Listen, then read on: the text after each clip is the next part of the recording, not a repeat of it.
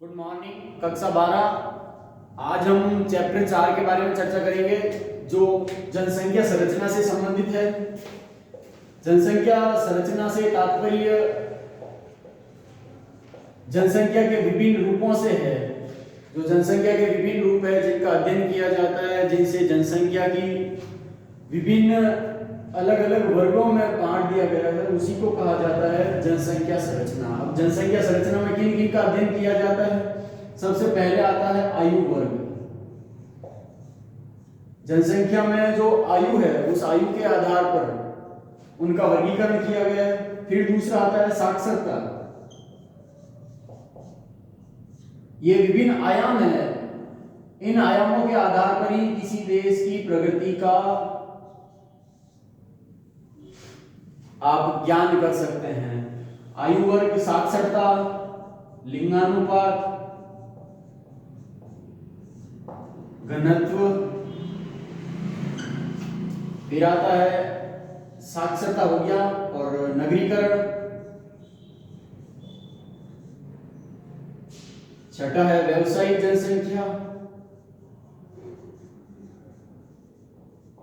तो इस प्रकार जनसंख्या के विभिन्न रूप अलग अलग क्षेत्रों में कार्यरत जो जनसंख्या है, यहां पर कृषि भी ले सकते हैं, कृषिरत लोग, कृषिगत जनसंख्या। ये जो विभिन्न कार्यों में संलग्न जनसंख्या है, संलग्न, उन संलग्न जनसंख्याओं का वितरण का अध्ययन करना ही जनसंख्या संरचना कहलाता है। अब इसमें आज हम अध्ययन करेंगे आयु वर्ग के बारे में। आयु वर्ग है, इसको 3 रूपों में देखा जा सकता है। जो संपूर्ण विश्व है, उस संपूर्ण विश्व में इस आयु वर्ग को 3 रूपों में बांटा गया है। इन 3 रूपों के आधार पर ही जो जनसंख्या है उसका अध्ययन किया जाता है और किसी देश की प्रगति है या फिर वहां कितनी जनसंख्या वृद्ध है, कितनी जनसंख्या युवा के रूप में है, या फिर कितनी जनसंख्या कार्यशील है और कितनी आश्रित है, इन सब की जानकारी आपको आयु वर्ग के आधार पर ही प्राप्त होगी। और आयु वर्ग को जनसंख्या संरचना में सम्मिलित किया गया है, जिससे जनसंख्या के रूप की जानकारी प्राप्त होती है। अब इसको 3 रूपों में बांटा गया है। सामान्य रूप में 0 से लेकर 14 वर्ष आयु के, फिर दूसरा है 15 से लेकर 64 वर्ष, 64 वर्ष की आयु,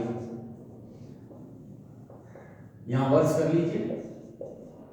और फिर है 65 वर्ष, 65 वर्ष से अधिक। इन 3 रूपों में जनसंख्या का अध्ययन किया जाता है आयु संरचना के रूप में। आयु वर्ग जो होता है उस आयु वर्ग में 0 से लेकर 14 वर्ष के कितनी जनसंख्या है, फिर है 15 से लेकर 64 वर्ष की जनसंख्या कितनी है, फिर है 65 वर्ष से अधिक वाले जो लोग हैं उनको सम्मिलित किया जाता है जो 65 वर्ष से अधिक आयु वाले हैं। अब ये जो 65 वर्ष से अधिक आयु वाले हैं और ये जो 0 से लेकर 14 वर्ष वाले हैं, इन दोनों को आश्रित जनसंख्या कहा जाता है। ये चीज ध्यान रखें, आश्रित, आश्रित जनसंख्या। आश्रित जनसंख्या इसलिए कहा जाता है क्योंकि यह अपना भरण पोषण स्वयं नहीं कर सकते। भरण पोषण के लिए यह युवा लोगों के ऊपर आश्रित रहते हैं, युवा पर। और इसको कहा जाता है कार्यशील जनसंख्या। जो 15 से 64 वर्ष की आयु वाले लोग हैं, यह कार्यशील जनसंख्या के अंतर्गत आते हैं। कार्यशील जनसंख्या, जो जनसंख्या अपना तथा अपनों का भरण पोषण करती है, उसको कार्यशील जनसंख्या के अंतर्गत सम्मिलित किया गया है। 15 से लेकर 64 वर्ष की जो आयु के लोग हैं, उस आयु वर्ग के लोगों को इसमें सम्मिलित किया गया है जो कार्यशील है। और आश्रित जनसंख्या क्या हो गया? जो अपना भरण पोषण स्वयं नहीं कर सकती और अन्य पर आश्रित रहती है।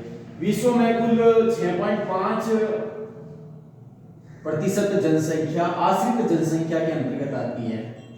आश्रित जनसंख्या, जिसमें सर्वाधिक जो प्रतिशत है वह सर्वाधिक प्रतिशत जापान, जो सबसे विकसित देश है, तकनीकी दृष्टि से सबसे विश्व में अव्वल जो कंट्री आता है वह जापान है। और जापान में आप आश्रित जनसंख्या है उसका सर्वाधिक प्रतिशत 44 लगभग 44%, लगभग 44% के आसपास आपको जनसंख्या 64 वर्ष से अधिक मिलेगी।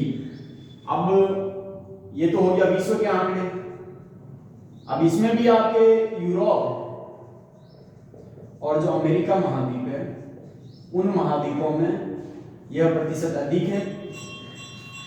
इसके विपरीत जो 0 से लेकर 14 वर्ष की जनसंख्या वाला भाग है, या फिर ये जो 15 से लेकर 64 वर्ष की आयु वाला भाग है, जो युवा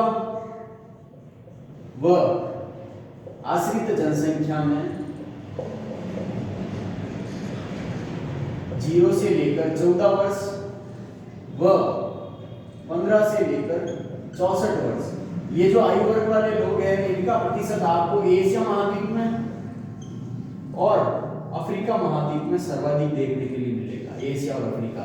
तो सामान्य रूप में आप आयु वर्ग को 3 रूपों में बांट सकते हैं। इससे पहले चर्चा कर लेते हैं जनसंख्या संरचना की। वही बात फिर से, जनसंख्या को विभिन्न वर्गों में विभाजित करना जनसंख्या संरचना कहलाता है।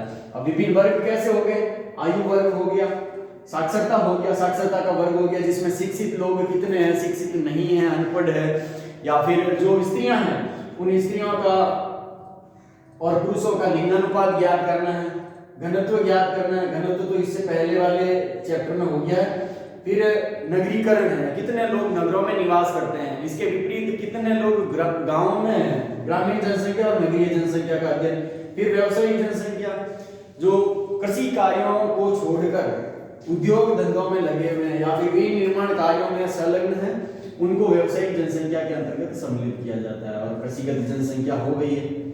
तो इस प्रकार आयु वर्ग को आगे 3 रूपों में विभक्त किया गया है। 0 से लेकर 14 वर्ष की आयु के लोग, फिर 14 से लेकर 64 वर्ष की आयु के लोग, फिर 65 वर्ष से अधिक वाले लोग। पहला और दूसरा जो भाग है, वह पहला और दूसरा भाग आश्रित जनसंख्या के अंतर्गत आता है। आश्रित जनसंख्या जो अपने भरण पोषण के लिए इन युवाओं पर निर्भर रहते हैं। और यह है क्रियाशील जनसंख्या या फिर कार्यरत, कार्यशील या फिर कार्यरत, क्योंकि ये जनसंख्या अपनों का भरण पोषण करती है, इसीलिए इसको कार्यशील जनसंख्या के अंतर्गत सम्मिलित किया गया है। तो आयु वर्ग का हो गया। इसके बाद में कल लिंगानुपात की चर्चा करेंगे। धन्यवाद।